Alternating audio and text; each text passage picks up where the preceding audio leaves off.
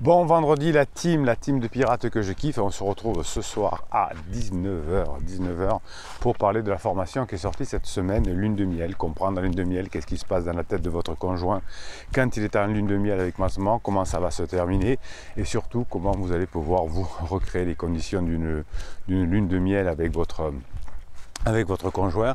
Alors évidemment, si vous êtes ensemble depuis 5, 10, 15, 20 ans, vous êtes sur le bon endroit, sur la bonne chaîne, sur la bonne team, évidemment. Et vous n'allez pas revenir dans la phase 2 du couple, vous allez passer directement, quand vous allez retrouver votre conjoint, dans la phase 4, la phase la plus merveilleuse, la phase de grande intimité, et vous pourrez finalement utiliser les symptômes à un moment donné de la lune de miel pour passer cette étape-là. On en parle dans la formation qui est sortie mercredi. Je vous rappelle que les formations sont en descriptif de cette vidéo, le catalogue avec 55 formations. Et vous avez aussi un descriptif de cette vidéo, le livre, hein, comment sauver son couple en broché ou en PDF, et bien sûr les formules coaching avec les 4 formules possibles et celles que vous préférez, hein, la ultra puissante avec 1 heure de coaching par téléphone ou par WhatsApp, 15 jours de suivi, encore un contact téléphonique pour faire le débriefing au bout de 2 semaines et une formation offerte. C'est la formation la plus puissante. Aujourd'hui on va parler encore de neurosciences parce que nous sommes une chaîne scientifique ici.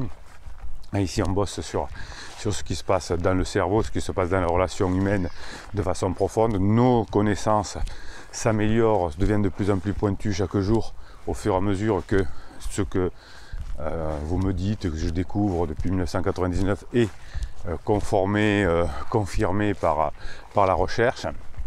C'est par les RMF, par la socio, etc. Donc on se régale, on apprend ensemble et évidemment tout ce que vous apprenez ici vous permet d'augmenter les probabilités d'atteindre votre objectif qui est certainement à la suite de la crise existentielle retrouver votre couple, mais aussi ça va vous permettre de comprendre comment fonctionne l'humain et de vous en servir avec vos enfants dans votre domaine professionnel, etc. Donc la vie humaine est quelque chose qui est passionnant mais qui est complexe.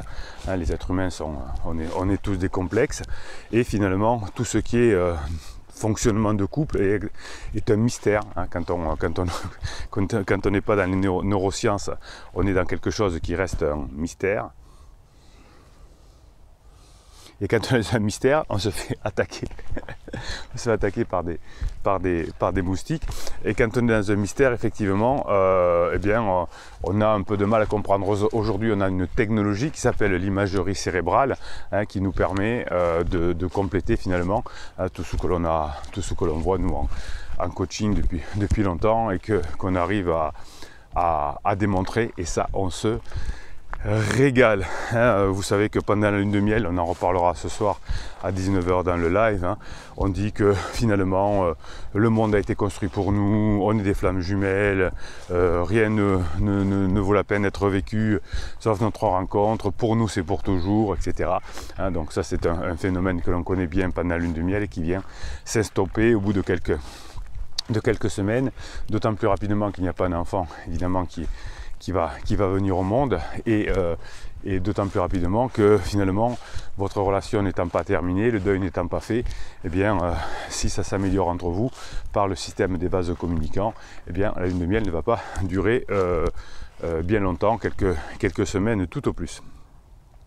Donc dans les relations humaines, notamment au niveau de la crise existentielle, on est dans beaucoup d'émotions, dans du chaos, dans de l'abandon, hein, et finalement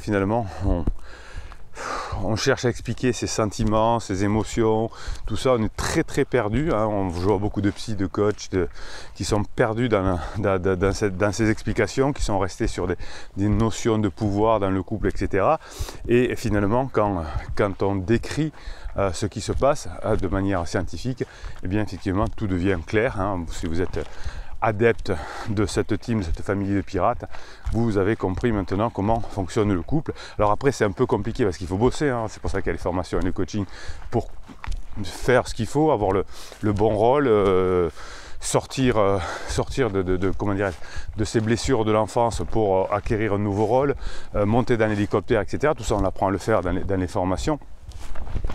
L'idée, c'est quand même hein, de jouer un rôle, d'être heureux dans la vie et d'être heureux en couple.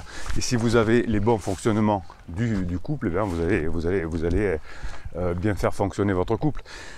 À partir du moment où il y en a au moins un des deux qui comprend les neurosciences, eh bien déjà, on risque d'avoir moins d'accidents. Imaginez que vous soyez deux dans une voiture et que qu'un des deux ne savent conduire, c'est l'accident assuré. À partir du moment où il y en a au moins un des deux qui sait conduire, alors peut-être celui-là va prendre à main la voiture, ou pire, il va rester à côté. Mais il va pouvoir faire ce qu'il faut hein, pour avertir quand il y a quelque chose qui ne va pas bien se passer. Voilà, c'est comme ça, hein. À partir du moment où il y en a un des deux qui fait, eh bien, on va moins dans le ravin, et là vous êtes allé dans le ravin avec votre couple au moment de la crise existentielle certainement, parce qu'aucun des deux n'avait pris le temps d'étudier comment fonctionne un couple, les phases 2, les phases 3, etc. Et ben oui, tout le monde n'a pas la chance d'être un pirate. Donc finalement, cette relation que vous avez avec votre conjoint est une chance pour vous, même si pour l'instant elle est un peu abîmée, parce que ça va vous permettre finalement de comprendre hein, la logique de l'évolution, hein, puisque finalement on est très marqué, encore aujourd'hui, hein, par la notion de survie des espèces. On s'accouple pour avoir une progéniture, on tombe amoureux pour en prendre soin. C'est ce qui se passe, c'est l'erreur qui se passe des criseux avec pansement, c'est exactement ceci, c'est-à-dire qu'on croit qu'on va avoir de la progéniture, etc., enfin le corps, puisque c'est le début de la relation, et donc créer un certain nombre de mécanismes biologiques hein, qui va faire que finalement, on va croire que pendant la lune de miel, hein, votre conjoint va être perturbé par 3 neuromodulateurs majeurs qu'on appelle la dopamine, l'ocytocine et la vasopressine. Évidemment, hein, je vous ai déjà fait pas mal de formations sur ces neurosciences. La dopamine, c'est le principal neurotransmetteur du plaisir du circuit de récompense du cerveau. Donc, comme ça va à fond, qu'on est accro, eh bien, on veut souvent voir pansement. Et comme on ne peut pas le voir souvent parce qu'il y a très peu de relations finalement entre criseux et pansement, par rapport au nombre d'heures en tout cas, de fonctionnement, et bien tout ça hein, va vous permettre de comprendre pourquoi votre conjoint est accro, pourquoi votre conjoint est sur son portable, parce que c'est un peu comme un jeu vidéo, hein, on est accro à la dopamine. Donc finalement, cette dopamine va jouer un rôle important dans l'excitation sexuelle et le sentiment que je suis amoureux de la personne. Donc on va déjà en reparler ce soir évidemment, hein, comment recréer de la dopamine chez votre conjoint, notamment quand il est en up, hein, parce que quand votre conjoint va être capable vous allez faire des choses qu'on va revoir, que je vous ai expliqué en détail dans la formation, comment créer cette dopamine, hein, comment créer cette dopamine qui va redonner un sentiment amoureux entre guillemets pour vous. Tous les mammifères trouvent le sexe gratifiant, hein, les hommes comme les femmes, comme les mâles comme les femelles, et finalement les humains, c'est comme ça, nous on est un peu différents.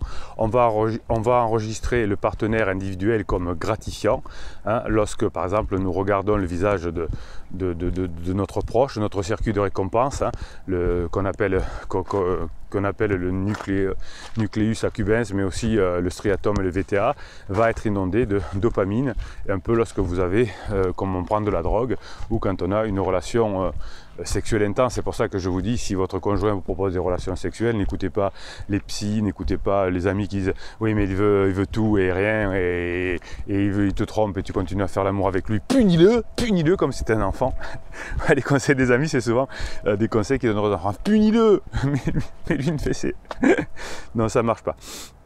Donc la dopamine va faire que votre conjoint en lune de miel va toujours avoir envie de contacter son pansement, et donc il va le faire sur le canapé, sur son téléphone. Si ça vous parle tout ce que je vous dis, mettez-le en commentaire, hein, mais quand on est en crise, on fait tout ça, hein, on a besoin de textoter avec notre conjoint, avec notre pansement. Et comme votre conjoint est plein de dopamine, il va finalement produire ensuite l'ocytocine et la vasopressine qui vont être liées à l'attachement et à la liaison. Donc ces hormones clés hein, vont faire que finalement, si vous savez le maîtriser, vous allez pouvoir recréer un lien avec votre conjoint. Vous savez que la vasopressine et l'ocytocine sont créées notamment lors de l'accouchement ou lors d'un rapport sexuel pour pouvoir rester fortement liés à votre conjoint, et c'est pour ça que souvent votre conjoint en crise ne veut pas que vous le touchiez, ne veut pas de rapport sexuel, car il pense qu'il est exclusif. Je suis exclusif avec pansement. Quand ça explose avec pansement, eh bien, on s'en mord les doigts. Mais c'est comme ça, de toute façon, la vie nous permet, en permanence, nous mordre les doigts. Donc l'importance de l'ocytocine, de la vasopressine dans la liaison que vous allez recréer avec votre conjoint est étudiée, et confirmée par les études de neurosciences depuis je crois, ça on l'a bien vraiment travaillé en 2012, je crois. Alors ce qui est marrant, on l'a fait même avec la reproduction des campagnols. Vous savez qu'il y a des campagnols, c'est des petites souris. Alors il y a une variété qui est fidèle, une variété qui est monogame et l'autre qui est polygame, et on s'aperçoit que les volumes des récepteurs de l'ocytocine, de la vasopressine, c'est la principale différence entre les fameux campagnols des prairies et des montagnes. Le premier, les prairies, c'est un monogame, le montagne, lui, c'est un mammifère qui a plusieurs partenaires, on va dire, et finalement, si on crée chez l'un ou chez l'autre, on fait varier les taux d'ocytocine et le taux de vasopressine, eh bien, on s'aperçoit que même les campagnols, finalement, ont des liaisons différentes. Une fois, ils vont en tout cas modifier leurs paramètres de copulation quand on fait varier ces paramètres-là, même chez les animaux. Donc, vous voyez nous, les humains, on est aussi là-dedans. Donc, quand votre conjoint va regarder son pansement, qu'est-ce qui va se passer? Eh bien, les zones clés de votre cerveau vont diminuer d'activation. L'amygdale, le cortex frontal, latéral d'ailleurs, le pariétal et le temporal moyen. Tout ça va faire qu'on va être perturbé. Donc l'amygdale est concrètement impliquée dans la peur et la colère, ce qui fait qu'une activité réduite suggère une diminution de la peur. Donc on n'a pas peur des enfants de l'autre, du regard des autres, du fait de perdre son emploi. On n'a peur de rien parce qu'on a l'amygdale qui va à fond.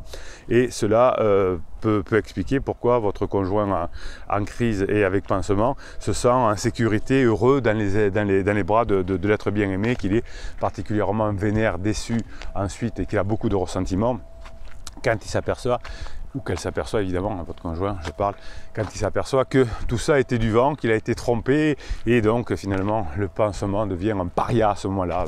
Depuis 1999, ça se passe presque à tous les coups comme ça. Alors il y a des exceptions, c'est quand le pirate n'a pas fait son job, alors là il y a des risques de divorce. Si vous ne faites pas votre job, si vous faites ce qu'il faut, eh bien il y a des grandes probabilités de vous en sortir. Inversement, il y a un mécanisme direct finalement qui va faciliter le lien dans le couple lui-même, étant donné que finalement votre conjoint est perturbé. C'est quand vous serez digne de confiance, que vous serez en roc, que vous ne bougerez pas, puisque une diminution de l'activité de l'amygdale va nécessiter aussi un besoin de confiance, et vous allez voir qu'au fur et à mesure de la crise, votre conjoint va perdre sa confiance en lui, en elle, va s'épuiser, va devenir de plus en plus irritable. Ça c'est lié aussi au fonctionnement de l'amygdale. Donc le cortex frontal, c'est le centre du fonctionnement exécutif, du jugement, de la logique, tout ça vous connaissez bien. Et finalement tout ça, c'est jeté au-dessus du bateau des pirates pendant la phase de lune de miel. Effectivement, on réfléchit plus, on n'a plus de logique, et cela est dû à une activité réduite dans cette zone du cerveau qui se traduit par une suspension du jugement, un assouplissement des critères de jugement par lequel vous allez juger les autres. Voilà, c'est pour ça que votre conjoint en crise ne voit pas les défauts de pansement. On suspend son jugement, on diminue à l'ère du discernement, est devenu de plus en plus difficile à gérer. C'est le cortex frontal qui fonctionne mal et qui est mal lié au striatum à ce moment-là. Donc finalement on va aimer pansement malgré ses défauts, et on va évidemment bien les cacher, sinon on ne va pas y arriver. Donc on le juge moins sévèrement grâce au cortex cérébral qui est finalement drogué par l'engouement. On gère moins difficilement, moins sévèrement le pansement, donc l'amour pendant les neurosciences. Les neurosciences nous montrent que l'amour pendant la lune de miel, est tout sauf logique.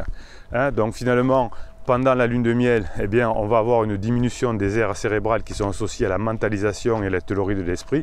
C'est pour ça qu'on ne fait que des bêtises. Hop, on regarde s'il n'y a pas de voiture qui arrive. On va éviter de se faire écraser. Sinon, vous ne saurez pas la fin de, de cette vidéo. Je ne pourrai pas vous faire le mini coaching à la fin.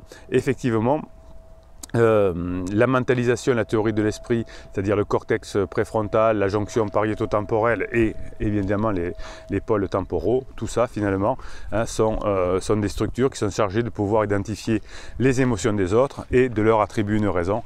C'est pour ça que ça ne sert à rien de vouloir se montrer. Je vais essayer de ne pas tomber, voilà. Ça ne sert à rien de vouloir montrer aux autres qu'on est digne de pitié, qu'on est quelqu'un de bien, etc. Ces zones-là ne fonctionnent pas quand je suis en lune de miel avec quelqu'un d'autre. Donc il faut attendre que la lune de miel se termine. Les domaines impliqués dans la distinction conceptuelle entre soi et l'autre diminuent également pendant la lune de miel. On a cette désactivation du cortex qui va faire que finalement on va avoir une fusion, une unité avec la personne dont on est en lune de miel. Et finalement, pendant cette fusion, on ne recherche que l'autre. Il n'y a que l'autre que j'aime, il n'y a que l'autre qui est exceptionnel, etc.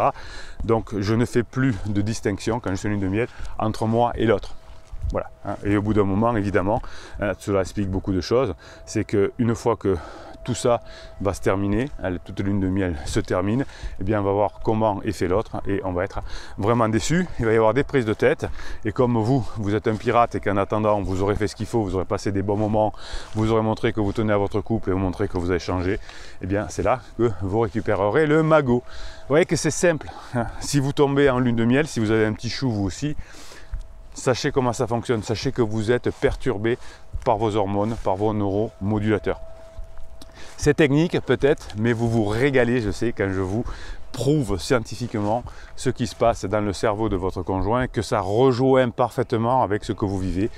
Et je vous aide, alors je vous aide en vous racontant des histoires. Dans la vidéo de demain, je vous raconterai encore des histoires de personnes qui sont revenues ensemble, même des personnalités, etc. Eh bien, vous voyez que même quand je suis une personnalité, un homme politique, une star ou je ne sais quoi, eh bien, évidemment, qu'est-ce qui va se passer? Eh bien, je vais être quand même victime de mes hormones. Alors, vous savez que vous avez Telegram qui est à votre disposition. C'est une application et toute la journée, vous m'envoyez sur mes WhatsApp, qu'est-ce que vous m'envoyez? Vous m'envoyez des messages, des vidéos, des textes et je vous les mets sur Telegram. Vous allez sur Telegram, vous tapez canal Bruno Marchal et vous accédez au canal des pirates. Alors aujourd'hui exceptionnellement, comme j'étais un petit peu long avec cette formation, cette vidéo pour parler de la formation de miel un peu technique, eh bien je vais directement vous faire un ou deux commentaires. Vous savez que toute la journée vous écrivez vous aussi des commentaires sous ces vidéos. C'est là que la communauté, la team des pirates s'exprime. Vous vous parlez, vous vous posez des questions, vous vous encouragez et de temps en temps je tire au sort un commentaire et je vous en fais un mini coaching et on se régale. Alors message de grande sérénité qui dit au début nous sommes un danger pour notre conjoint. Les 3 premières années, quoi. Alors peut-être pas les 3 premières années, ça dépend de ce que vous allez faire, comment vous allez vous comporter, mais pendant la phase d'alarme, oui, on est en danger. Alors, qu'est-ce que nous dit ensuite grande sérénité, oui. Alors, grande sérénité a dit, divorce accepté afin de voir si la colère de mon conjoint va s'estomper. Pompon est en silence radio depuis, elle appelle les enfants sur leur tel, à suivre. Voilà, alors ça c'est une erreur que l'on fait, c'est qu'on croit que si on donne à notre conjoint ce dont il a, ce qui nous exprime, qu'il croit pour lui qu'il ait besoin, c'est-à-dire vouloir divorcer, d'accord, ok, j'accepte tout. On a eu l'autre jour des commentaires disant j'ai tout accepté, on est allé chez le notaire, etc. Et en rentrant à la maison, on a commencé à compter les petites cuillères alors qu'il avait quand même tout donné. Donc ça ne sert à rien, il n'y a jamais assez, même si vous dites oui, c'est pas ce qu'elle demande. Si la personne veut divorcer, elle n'a pas besoin de vous, elle fera ce qu'elle veut, elle n'a pas besoin d'accepter le divorce, elle n'a pas besoin, vous n'avez pas besoin d'aller dans quelque chose d'amiable. Hein, ça n'arrangera pas. C'est pas parce que vous dites oui j'accepte de divorcer que tout d'un coup votre épouse va dire ah ben je me calme et je reviens. Non, hein, ou je me calme. Non, le problème de la crise existentielle, vous venez de le voir, c'est un problème de chimie dans le cerveau. comme à la lune de miel, là c'est un peu les mêmes phénomènes mais inversés. Quand Pompon, comme dit Grande Sérénité, est en crise, eh bien, il est victime de ces hormones. Donc quoi que vous fassiez, ça ne fonctionne pas. La seule chose à faire, c'est d'arriver à passer des bons moments avec votre conjoint, donc pas parler de divorce, etc.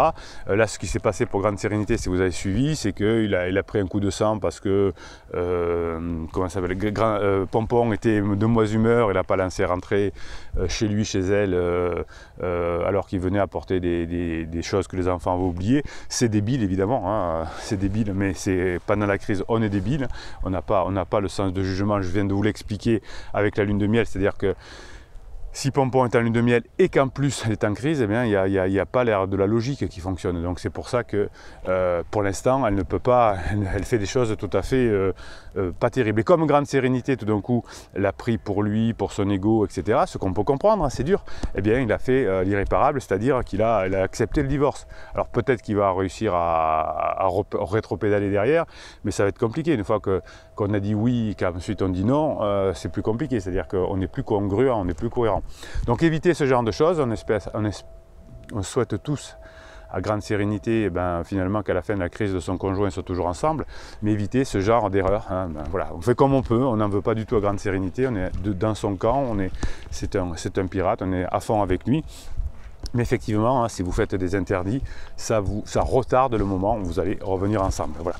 Donc on va aider Grande Sérénité à passer tout ça. Voilà. Qu'est-ce qu'il dit? Personne ne m'a donné de conseils, c'est ma seule solution pour ne plus être sous son emprise et ne plus voir la tristesse sur le visage de mes enfants. Je me bats depuis octobre 2018, de toute façon l'audience, voilà, papa, ça ne change rien au divorce, inévitable, mais ça me permet de reprendre la main sur le pouvoir que je lui laissais.